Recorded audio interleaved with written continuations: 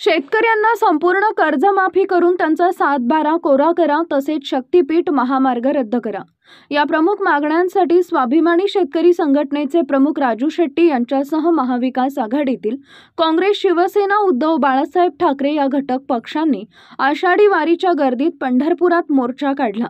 माजी खासदार राजू शेट्टी, खासदार प्रणितीताई शिंदे, आमदार सतीश उर्फ बंटी पाटील, शिवसेना ठाकरे पक्षाचे कोल्हापूर जिल्हा संपर्क प्रमुख विजय देवणे यांच्यासह कार्यकर्ते मोठ्या संख्येने सहभागी झाले होते.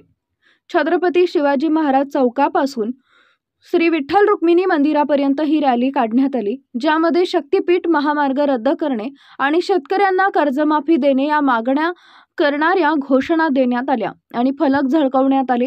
श्री विठ्ठल रुक्मिणी मंदिराच्या नामदेव पायरी संत चोखामेळा मंदिराजवळ उपस्थित नेत्यांनी श्री विठ्ठलाची पूजा करून शेतकऱ्यांच्या प्रश्नांबाबत मुख्यमंत्री देवेंद्र फडणवीस यांना सद्बुद्धी दे असं विठ्ठल चरणी साकडे घातले. यावेळी वारीची गर्दी असूनही विठ्ठल मंदिराच्या परिसरात सुमारे 20 मिनिटं सर्व कार्यकर्ते ठाण मांडून बसले होते. यामुळे काही वेळ वारकऱ्यांना अडचणीचा सामना करावा लागला आणि पोलीस प्रशासनाची देखील बरीच धावपळ झाली. त्यानंतर माध्यमांशी बोलताना माजी खासदार राजू शेट्टी म्हणाले की आषाढी एकादशीला पूजा करण्यासाठी आल्यानंतर मुख्यमंत्री देवेंद्र फडणवीस यांना शेतकऱ्यांच्या प्रश्नांबाबत पांडुरंगानं सद्बुद्धी द्यावी किंवा सरकारशी लढण्याचं आम्हाला बळ द्यावं असं साकडं घालण्यासाठी विठ्ठलाच्या दारात आलो आहोत. तर कुणालाही आवश्यकता नसलेला अनावश्यक शक्तीपीठ महामार्ग रद्द करावा अशी महाविकास आघाडी व काँग्रेसची भूमिका असल्याचं सतेज उर्फ बंटी पाटील यांनी सांगितलंय.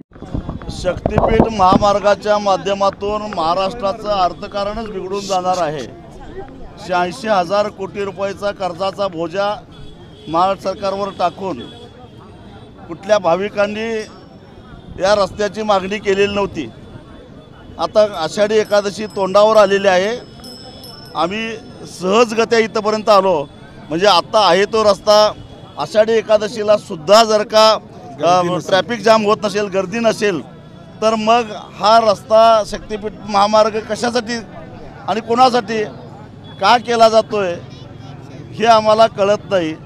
आणि त्यामुळं शेतकऱ्यांच्या जमिनी त्यांच्या इच्छेच्या विरोधामध्ये जोर जबरदस्ती करून खाकी वर्दीतल्या गुंडांना हाताशी धरून शेतकऱ्यांच्या जमिनी हिरावून घेण्याचं कारस्थान या महाराष्ट्रामध्ये चालू आहे.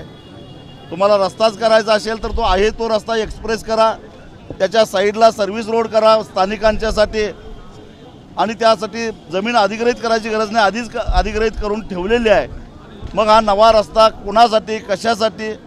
जो 30-32 हजार कोटीमध्ये होणारा रस्ता 86,000 कोटी रुपये खर्च केल्यानंतर 50,000 कोटी रुपये कुणाच्या घशामध्ये जाणार आहेत?